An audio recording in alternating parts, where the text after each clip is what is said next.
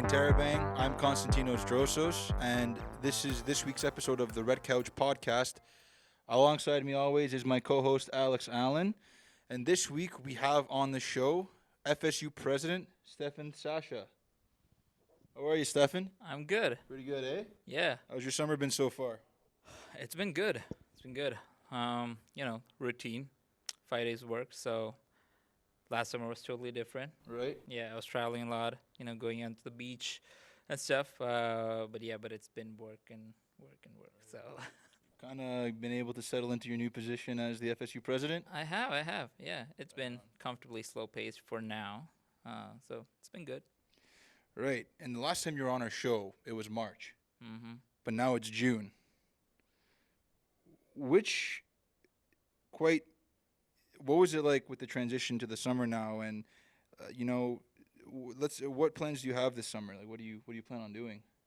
So last time, so I started in May. So officially, I started in May. So last time I was on the podcast, I was president elect. So I was just there was some transition training going on, and then just a little bit of briefing on what to expect in the first month and things like that.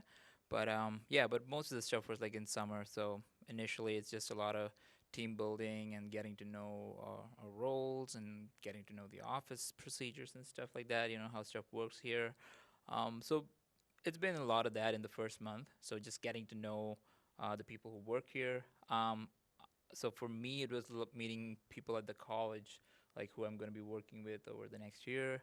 For my coordinators, a lot of introduction to the FSU staff. I've been here, working, so I knew everyone inside FSU. So, for me, it was a lot of people meeting a lot of people at the college, and okay, this is a dean, this is an associate dean, a vice president, this, that, and all. So, yeah, it's been that. So basically, since the summer is slow and there's less students, we take that time to plan for the next year. So me and my team we plan for September to next August. So the next year's team doesn't have to worry about what to plan for the summer. So it goes like that. So yeah, we've been planning stuff for the next year. All the class rep stuff, event stuff, club stuff, committees, and all this stuff. Yeah. Sounds like you've been pretty much enjoying it.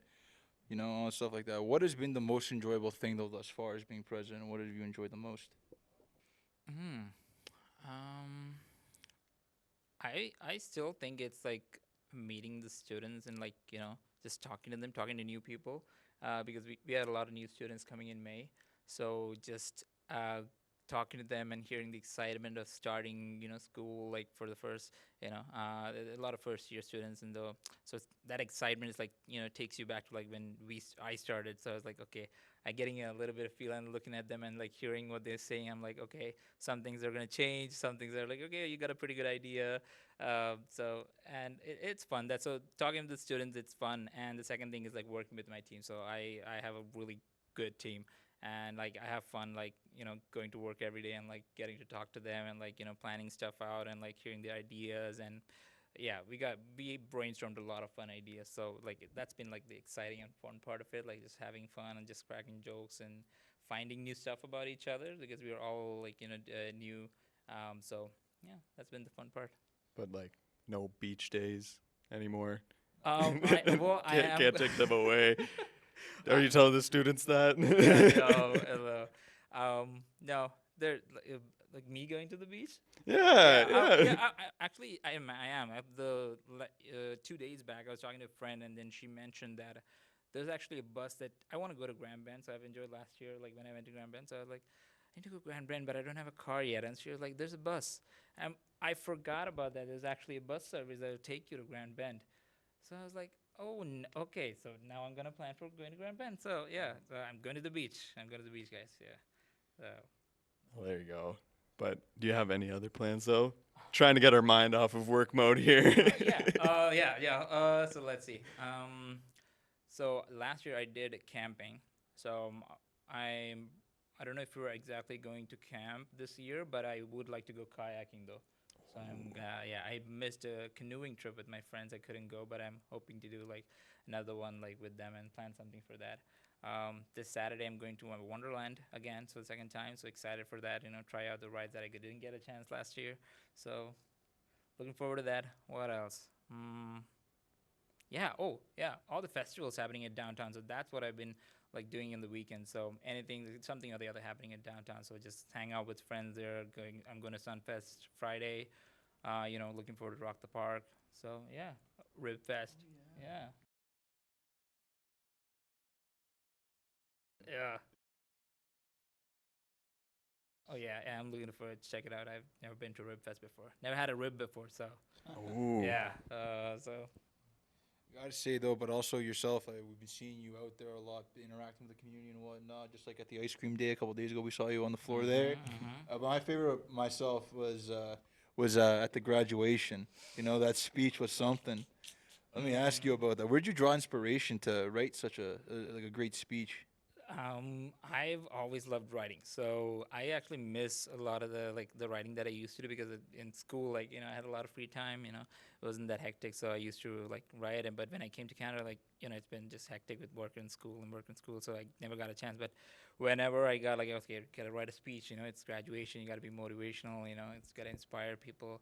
So I was like, okay, I like this. So I just reflected on like what my journey's been here. So that was basically what the speech was like. The things that I learned in my time here. So, um, I think I think it was like a rich experience to draw inspiration from, and like a lot of lessons that I learned, and I could. So I thought it would be helpful for others to learn from it, and like at least listen to it. And so I thought that's why. And then I wrote it like, okay, I need 4 points. So I wrote it down like that, and then yeah, that's how the speech came to be. Yeah, even go on. Alex, you Oh were gonna say yeah, something? Yeah. I was there actually at graduation because I mean I was graduating Yeah, myself yeah, from yeah. I saw you on journalism. stage. Yeah. Yeah, and it was great to actually sit there and see such a great speech from you. I honestly, I gotta say, the ending though of the I know, speech, right? Yeah. That's what I was about to say that too. that was That so was quite a that was funny. Yeah.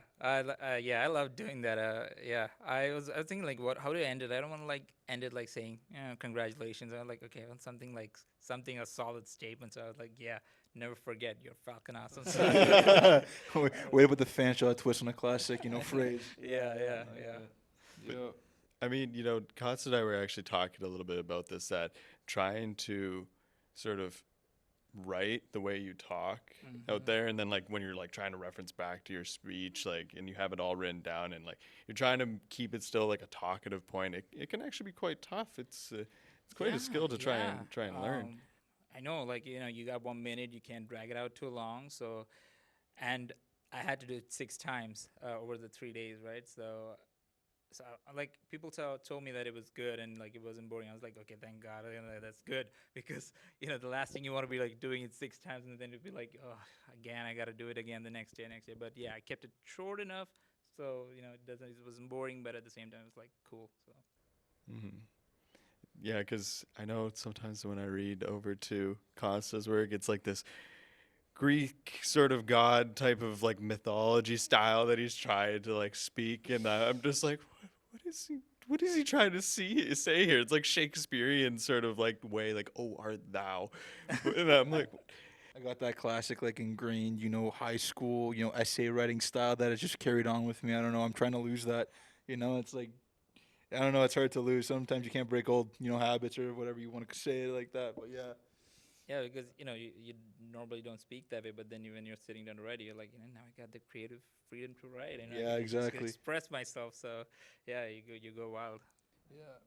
But we had a conversation last week when you dropped by the table to say hi to me and Maurizio as we were working there, and we were talking about a wide variety of things about the presidency and stuff. But one thing that kind of uh, shone some light onto to me that I want to talk about today was you saying that you wanted to build a connection between domestic and international students. And I wanted to ask, and like cultivating relationships between the two groups, and I want to ask, why was that an important focus for yourself when you took this seat as the FSU president? So so a lot of students like when we come to a different country, right?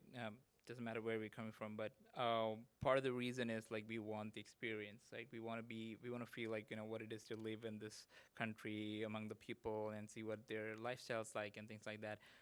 But a lot of the times, what happens is we forget to like actually interact with the people, and we just want to like just be an audience and not a participant.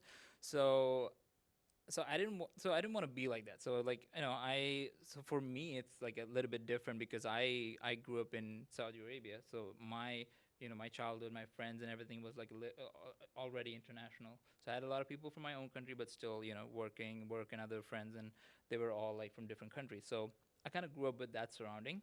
So for me, was a little bit easier to like actually go to somebody who looks different, speaks different, and actually strike up a conversation or say hi. So, but I understood that here it's a little bit difficult for a lot of international students to do that and like be comfortable enough to like actually mingle with the domestic students. So I tried. So for me, like I want to lead by example, right? So that's for my like time here, like when I started working here, volunteering here, like I've shown my initiative to like go and like talk to the people and say hi myself, even if they don't introduce themselves. Like I just go by myself and do it. So I found that to be very effective, right? So if you just wait on like the other person to like say hi and you're just shy, like it's just gonna be there.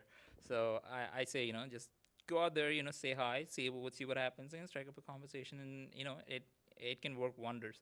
And that breaking the ice right there is like the big step that you want to do. And and also we're coming up like our population's coming up to 50-50 now with international and domestic, and it you gotta face this issue at some point, right? So, and we're gonna be, sitting in class together, doing assignments together, playing together, so being events together. So, and we are big on community here at Fanshawe. So yeah, we cannot escape the fact that there like these two demographic exist, and you gotta start building the relationship. So yeah, that's what I like. That's why a part of the reason I focused on, even with the nominations there and everything, I made sure that I went out to like both the demographics, and I like all my friends here, and I talked to them and I asked them, hey, I'm doing this. I would appreciate the support and everything. So I made sure that from the starting point, like from I had like their input and their support, just to show that like hey, it works, okay, like it actually works. I've seen it grow and the relationships work. So I encourage other people like do the same. Yeah, yeah, It's actually great that to know that we have a president that like you that actually wants to have this passion to actually make this happen, because I mean it should be like, I mean, exactly what you're saying with 50-50. We should be trying to collaborate a lot more, because I mean it probably will actually help us on the other side too, to give a bit of a sense of purpose as well, to help each other out.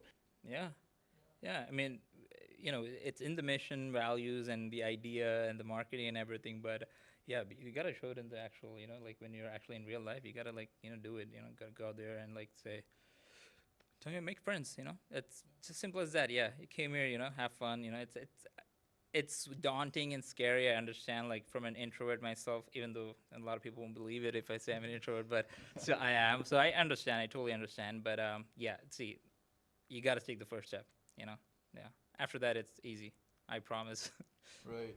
And I gotta say though too, as well as I'm curious, is we talked a little bit about it. Like, how are we going to see that in action now with this coming fall, or even how are we going to see, how are we going to bring the two groups, domestic and the international students, together to like forge those relationships? So, so with my coordinators, so we have two for the student life and for advocacy. So student life handles our volunteers, so our Red Squad volunteers and all our events planning and stuff. And Sarah for advocacy handles the class reps. So with the class rep program, we are actually, so this year we're actually giving them a lot of work in terms of reports and like introductions to their class and meetings with their classmates and stuff.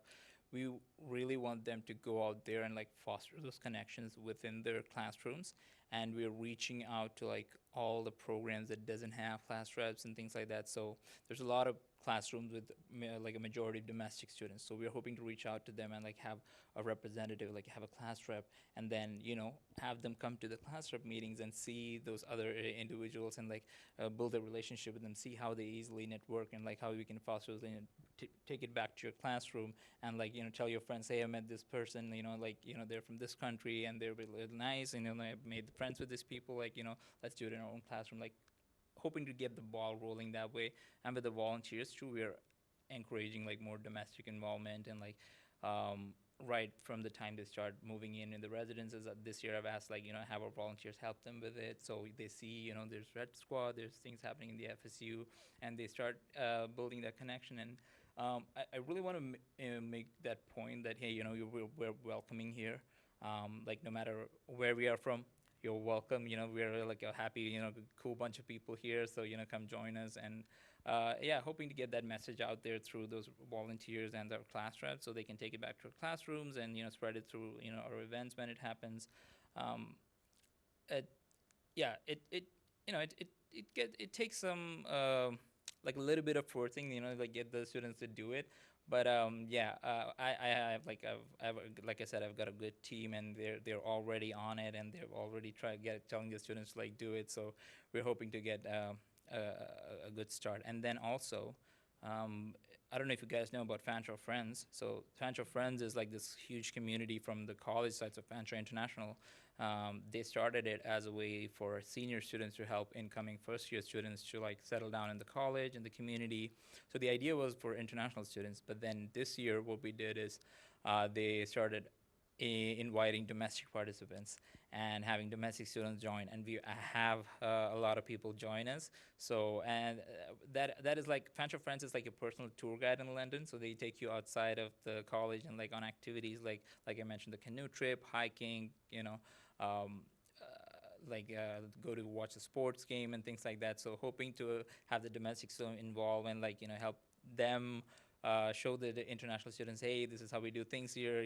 Like this is what we eat, this is what we play, and like like have that fun side, like take it out of the classroom and have them mingle with each other. So That's pretty cool. I when you first were explaining that, I thought it was like some sort of almost like speed dating style for like a friend, like trying to find friendship. And I was like, where are you going with this? What is this? But no, that's actually really neat. Like bringing it around, making people collaborate. Because I mean, that's the only way to actually kind of get more involved to build more friendships. I love that.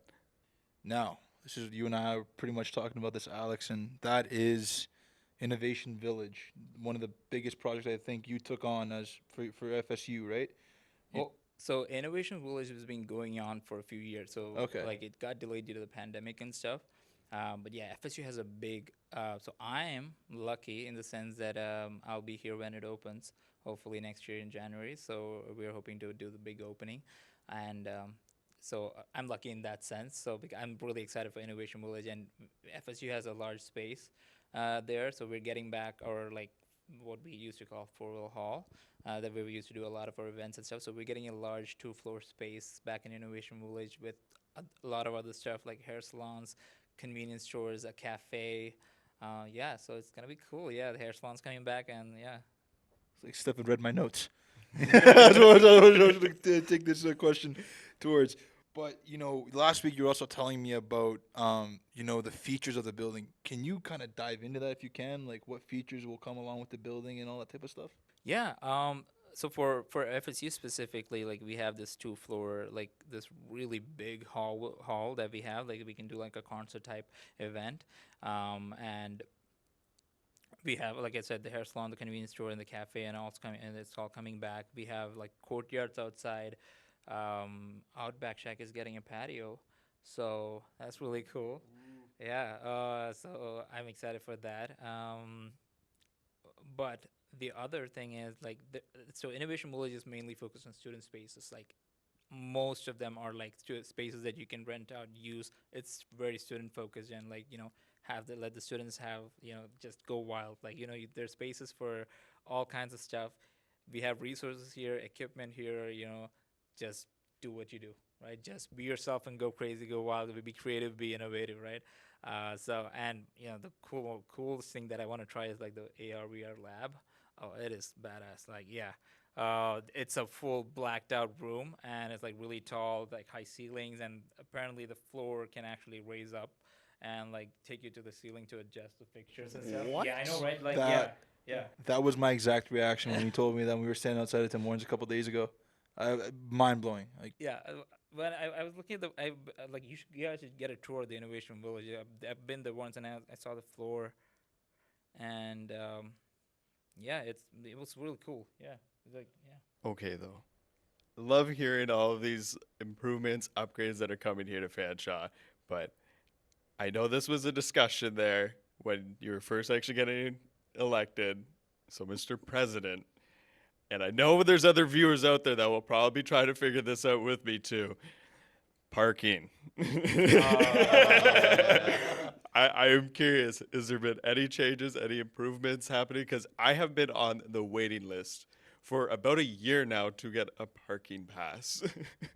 Oh, yes, I know. It is an ongoing issue. Are you waiting for residents? No. Or just student parking Yeah, spaces? I just Yeah, would really love a parking spot. they're figuring it out. So we kind of lost a lot. We're losing a lot of parking space because of the construction. So they're trying to balance it out between staff and students, and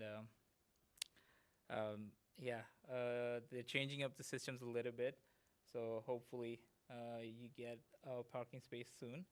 Okay. But I know it's an ongoing issue. I'm sorry, guys. I don't know what to say. Like, we're advocating as best as we can, but then technical stuff. Parking brings back nightmares for me. You know why? Because when I went to my campus to campaign, that was the one thing they grilled me about, and I didn't have an answer for that. Because I was like, I know it's an issue, but then I was like, guys, I don't know, like it's not.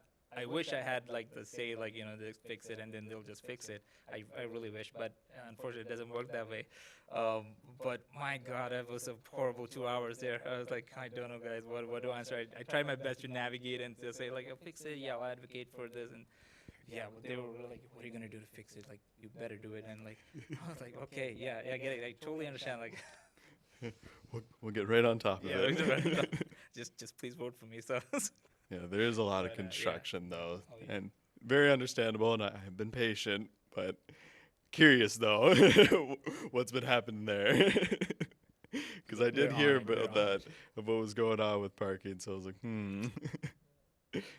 But now, kind of looping back to the topic of events, you said that you have some events planned now, and the fall semester's coming up very, very soon. Mhm. Which events are you looking most forward to? So I can't say Oh, because what? no, the lot of the planning happens with my student life coordinator. okay. So they know more about the exact kind of events, but we are doing a lot of awareness events. And one thing I'll tell you that I'm excited about.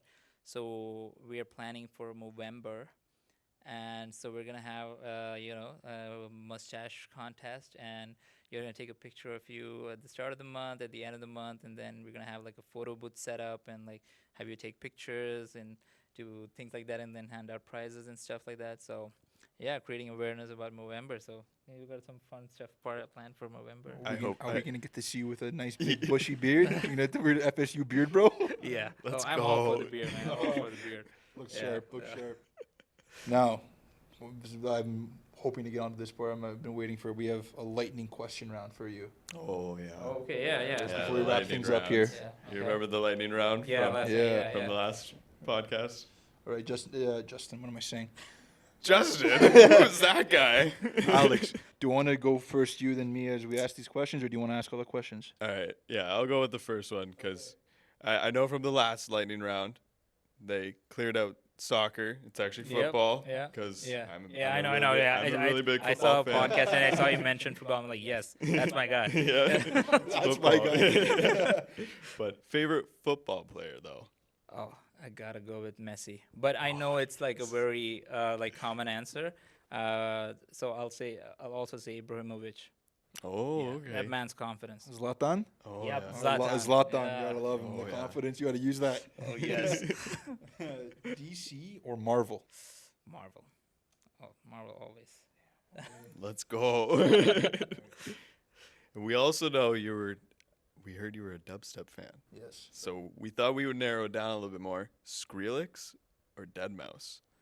Skrillex always actually was my. Yeah, I didn't start by hearing Skrillex, but my second was like Skrillex. So and then ever since then, yeah, Okay. Bangarang always. Oh, yeah. Oh, yeah. You know, for me, Deadmau5. I love Deadmau5. The Velt and Ghost and stuff was like my childhood growing up. You know. Yeah. Yeah, that was sick. Your favorite video game? Favorite video game? Oh, The GTA series. Yeah, love the GTA series. Yeah. Yeah, that's been like a constant thing. Oh yeah. Yeah. So like, yeah, we had like pirated versions of it because we couldn't buy the game. So like, that used to be a thing. So yeah, we just go play it whenever we can, like friends' house, whatever. Like, yeah, just play. Oh, and Need for Speed. Oh yeah. Yeah. Need Agreed. for Speed. Oh yeah. Now, you might lose a lot of voters after this next one. Oh, okay. Cat or dog person? Oh dear God. Okay. Oh yeah. I usually say this to people without hesitation, but this is the first time I'm being questioned on it. I'm more of a dog person. I like cats, but like if they're like kittens, like I don't like the big ones, like but I like kittens, like but I'm a dog person more. Yeah. Okay, respectable. Yeah. Respectable. Diplomatic answer. Yeah, that's pretty good. I'd have to say yeah. A house? Would you rather live in a house or a condo? A house. Yeah. House. Yeah. All right, fair enough. And do you want to ask the last one? We'll add ours into this one as well Yeah, then all right. too. What is your spirit animal? Oh wow. Okay. Yeah. Stuffed one. Okay. Oh god, this is interesting. Okay, I've never really put much thought into that spirit animal. Mm.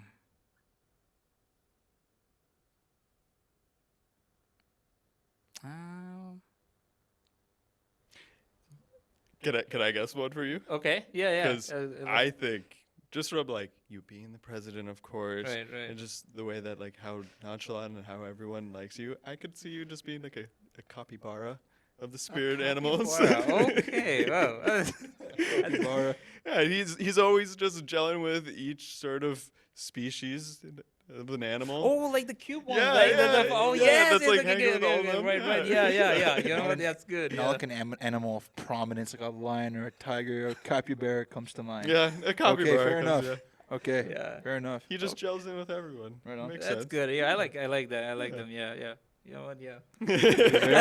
I like the part like yeah, it's friendly and he's get along with everyone. Yeah, you know what? That's good. Yeah. I'll go with capybara. Yeah.